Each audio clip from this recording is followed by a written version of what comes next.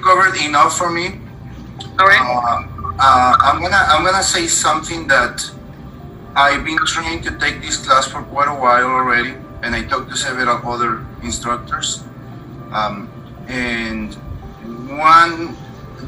most of them told me that polyester could not be dyed.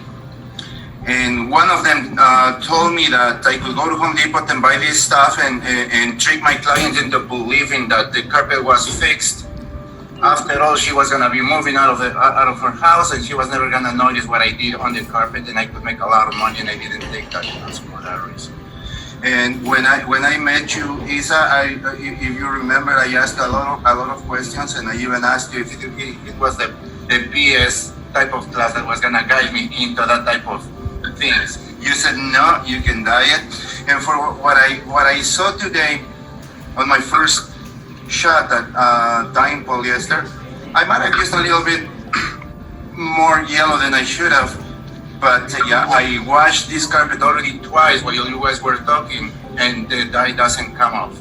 So thank you so much. That's the only reason why I took your class, and also your honesty. I really love dealing with honest people, and the first time that I saw one of your videos, I noticed that you are a genuine person who speaks up front, and you are dedicated to what you do in compared to other people that I had talked to. So yeah, I love your class, and I'm sure that this extra yellow that I use is just a technical issue that it was part of my poor training as of now, but as the time goes by, I think I can perfect it. Yeah, absolutely.